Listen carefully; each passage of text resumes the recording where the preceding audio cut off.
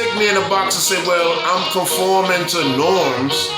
No, some norms are really norms, believe it or not. You know what I mean? So if I was born a man, why shouldn't I live as such?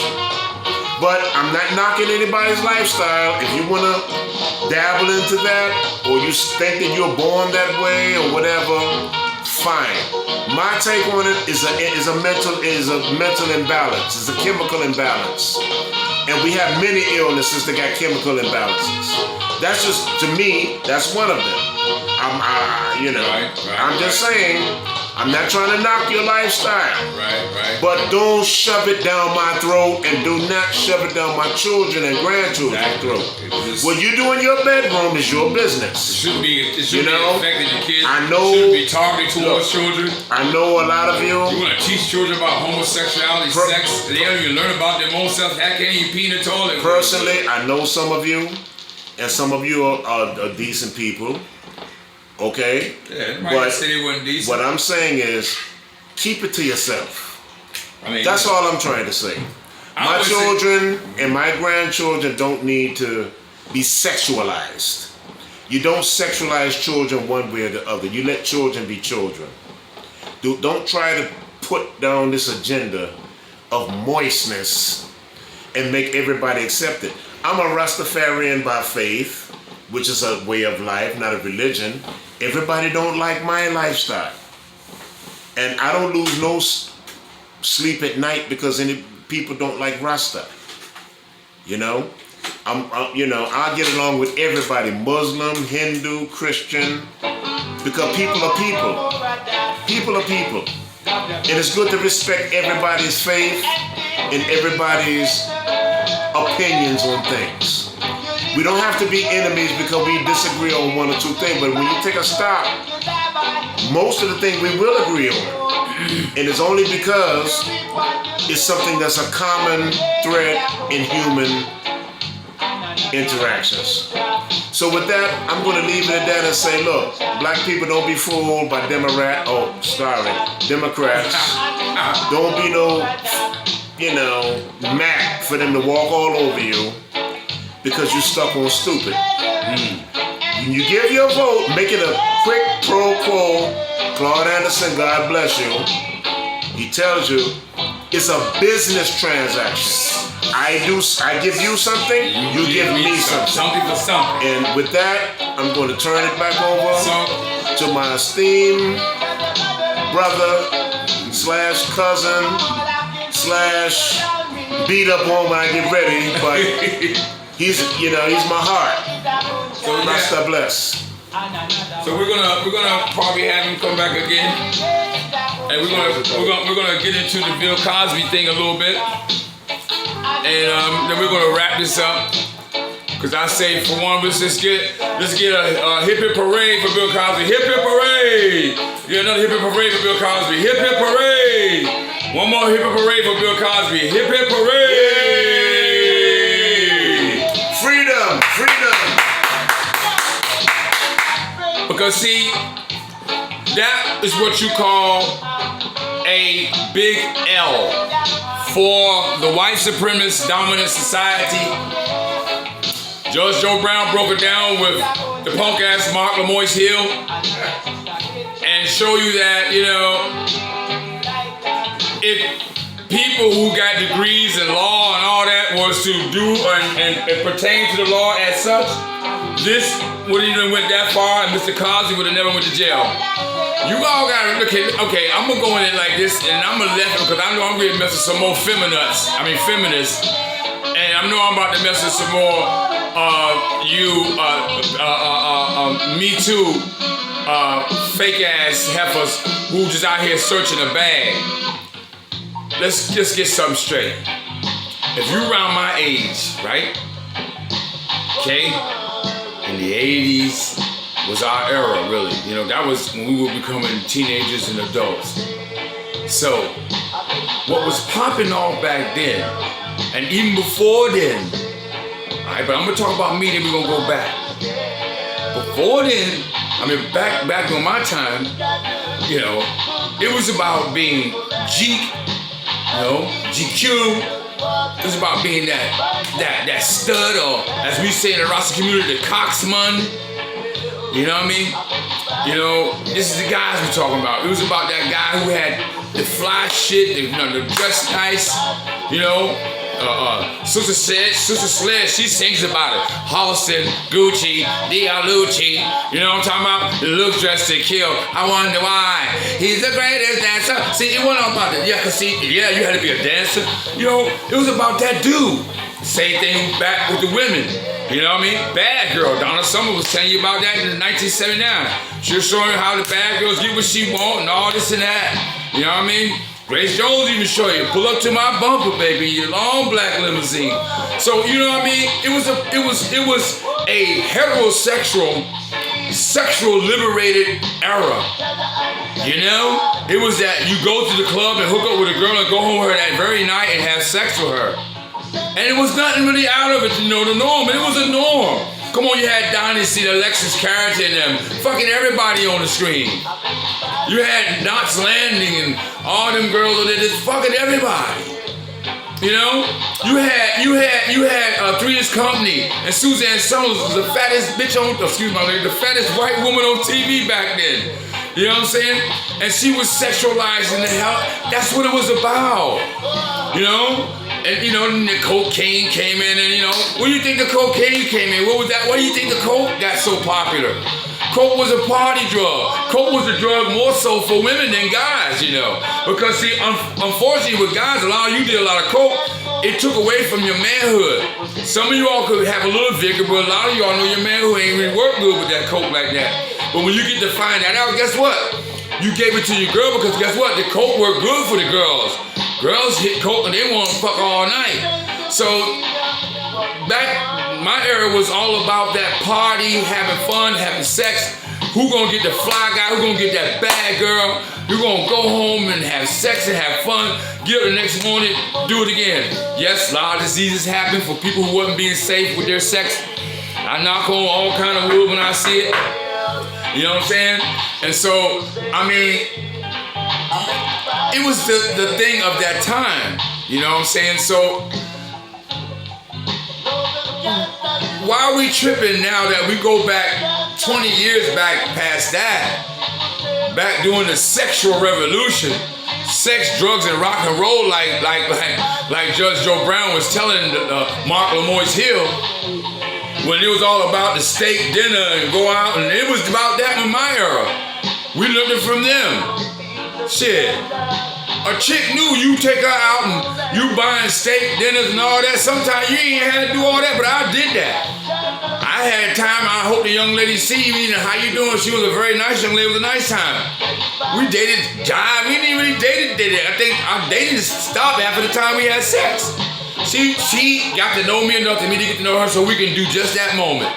Go out and have a nice steak dinner. I saw George Stark coming in from the Redskins. And you know what I mean? He had this bad white girl with him looking like Brigitte Nelson, turning every man's head in the daggone place. You know what I mean? And it was an interesting day and an interesting night. She had a nice time. I took her to a restaurant at the time, I think it was called Fish Wings and Things. And we had a nice, dinner, and I took her back, you know what I mean, to my little apartment I had on Rhode Island Avenue down there on the northwest side. And we did the damn thing and had a nice time. Got buzzed and had a couple of drinks, and and I swear, I'm gonna be honest with you. I think we might have talked a couple of times. Did we ever have sex again after that? No. We didn't even hook up on no real hookup level after that. That's how it was. Well, it was the same thing back in the 60s and the 50s with Bill Cosby. As a matter of fact, the drug of choice during my era, now check it out. The drug of choice during my era was weed, Love Boat, acid, paper blotter, orange, sunshine, purple microdot, liquor, that was the drug back during my time. So you knew what you was doing when you were doing all that shit, and cocaine. Alright? Now, we weren't no pill poppers like you fool ass kids now, and we weren't doing everything like you fool ass kids do now. Now back building era, it was about the Quaaludes and the mescaline, because see, the government really pushed that out there like that. Threw it over in San Francisco, experimenting with people to see how they act off of mescaline and Quaaludes and shit like that. So that was a drug of choice because it was all, see, once again, it's a drug that keep you up. It's a party drug, right? The weed is what keep you at a normal. The liquor kind of, keep that loose feeling in you, you know?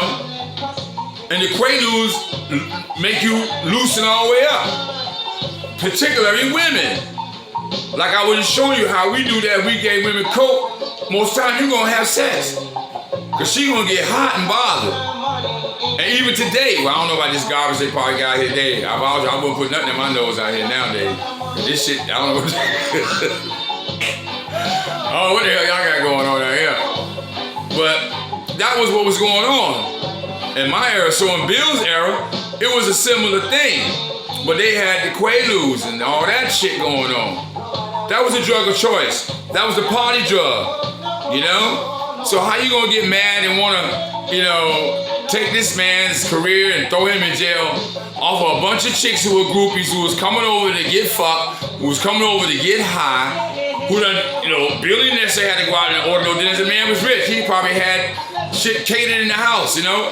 This is a daggone #1 TV and movie star, the #1 black and the highest paid black man on TV. You can't get mad at that man about that. Cause he had all these little young ladies trying to get a come up off of him. Half of them he probably helped through school, half of them he probably gave mad bag. Imagine the bags he done gave away to chicks. Imagine the bags. They just mad because, see, the bag they got in was worth what the era and the time they were in, at the time they were doing what they were doing. Now they're mad because they did what they did. His bag continued to grow. Their asses continue to get old and non-void and nondescript. Then here come you Me Too bitches. Me too. Hold up. He stuck me in my ass and stuck his dick in my mouth. But wait a minute. I believe you grabbed his dick and put it in your mouth. A lot of you women knew what you were doing. But you try to make it look like, oh, he's the masher and he's the basher and he's the wicked one. When you went over there for that, you went for the lobster and the steak dinner. You went to go and drink the expensive Dom Perignon and all the daggone rosés. You went for all the Savons and all them wines and all them fancy things. You went there for that. And you went there with in mind to get on that vibe so you can have sex with whatever celebrity that was in there. Because I'm sure Bill wasn't the only one with y'all. Probably had this guy, the star of the show, Ice Power, probably in there banging y'all with him. But you're not gonna bring his ass up. If that's the case, y'all might well bring up every goddamn body, because I'm sure everybody got a little something going on with him. That's why y'all killed Epstein. And we're gonna bring Brother Judah back one more time on this issue right here, and we're gonna go ahead and end it. And I'm gonna let him have the last word. So, Brother Al, could you come in and have the last word on this issue? And we're going to go ahead and wrap the show up with Brother Al one more time on that issue of Bill Cosby and on this issue of buck-breaking men as it opposed to the things that happen in their lives behind when women wanted to have this fun. Now, because you are old and nondescript and your bag ain't like you want it to be because you got your bag's worth it, now you want another bag and you want to yell and put your hand up, me too. Brother Judah, come and get your input on that, please, brother. And we're going to let you have the last word for the night. Once again, here's Brother Al Judah. All right, I'm back again, with my final commentary on last word. Once again, we don't own the rights to this music, y'all. We don't own the rights to none of this music. We play it because we love it. However, wicked dub too. As it relates to Bill Cosby and no other black man or white man is perfect. They do what they do. However, he had no business being arrested, and that was proven based on what already came out. Bill Cosby is somebody that we still need. We don't throw away our people, our legends, our treasures. We shouldn't. Some of us easily do. Hang around the cross. You tripping on Felicia Rashad because she stood next to a black man. Okay? And to me, that's kind of very weak. That shows us, because you don't see no Everybody other Simone, you don't Bernie see Sanders. you don't see no other group do that. If a Jewish guy get in trouble, you don't see his community putting him down. If an Asian guy get in trouble, Hispanic, no matter what. Peter Lee ain't killed the black man. The whole Asian community came out to keep him out of jail. But and he killed him unarmed. When the system works for one black man, whether it's OJ or Bill Cosby, all of a sudden you have these coons who want to cry foul. Please. All this ish that these dominant society people have gotten away with and brushed under the rug, we just, we accept it. Say, well, that's the law. And look, why is it a law for them and not a law for us? That's what I really want to know. Is there really a law for everybody? No, it's not, obviously. Because you got too many people incarcerated who shouldn't even be there outside of Bill Cosby. It's not even about Bill Cosby. It's about targeting the black man, the black family, the black child, trying to make everybody moist and, no. Make women independent and say that they don't need a man in their house. Listen. That's a lie. You need a black man. Listen. It's a unit. Universal God. We need to get on code as a people. We're not monolithic, I know that. We all have our differences in religion and political philosophies, etc. However, that's not what should galvanize. What galvanizes us is what we have in common. And we have a common enemy that's been there from the plantations, before that too, but let's start with the plantations. That common enemy, he's steadily planning and doing everything he plans. That's why you gotta be ready so you don't gotta get ready. Remember that. Being ready meaning expect the sabotage, expect the disrespect, the degradation of your race. People say, well, why you want to bring up race? Because listen, race comes from the word race. Okay, if I got a horse race, I don't want my horse to start the same time the other one do. I want him to start a second or two before. That's why it's called race. So don't, miss me with that. Oh, the race car. Look, the race car been played for hundreds of years. So when it flips on, when the pendulum switches, you can't have it both ways. Cry foul. You can't cry foul, when the children of Jah, the children of Israel, the children of Zion rise up to gain their independence, true independence and freedom. I didn't ask to be here. They brought me here. Some of my people were here already. However, reparations is due. And we need to understand that stop tripping on this Cosby thing. Because what's in the dark will always reveal into the light. And, it is what it is. So I'm going to say that right now, we need to just be critical thinkers. Stop listening to all the propaganda without examining where it comes from and who's bringing it to you. What's the truth with it? I'm not going to let a serial rapist babysit my grandchild. I'm just putting that out there just to say, think. The people that's doing you the most harm, if they're bringing you information, go the other way. Because there's a reason why they're bringing you this information. Because they're trying to brainwash you. Okay? So be critical thinkers and do your research. And remember always to try to stay on code with be one first. Meaning be black first. That's right. Regardless of your religion, you're a black person first. Okay? Just always remember that. Be one first. It doesn't matter where you're from. It doesn't matter. Be one first. We don't have to believe in the same religion or eat the same food and all of that. That's irrelevant. We just got to be on code. We all are the leader. There's no leader. Being on code, the code is the leader. That's all it takes. Other communities, they're on code. That's why you can't point out none of their leaders. Because they stay on code. All of them are the leaders. We need to follow these principles to overcome the bullish that's, we've been sniffing it for years, hundreds of years. So with that, I'm gonna say, kudos to Bill. I'm happy for you, brother. Felicia Rashad, I want you to be strong, sister, because there's still a lot of free-thinking black people that's caping for you because you said nothing wrong and you did nothing wrong. Sure. So there's no reason for you to get the negative backlash you're getting. That's BS. These are Sambo, jig dancing, Stephen fetching coons, that's still on that plantation and don't want to come off. Yeah. So Sister Felicia Rashad, I salute you. And all you black queens, and all you black kings, and all you progressive black people, I salute you. Rastafari. In the name of Jah. Bless. Yes, sir. So that has been the last word today on black issues, man.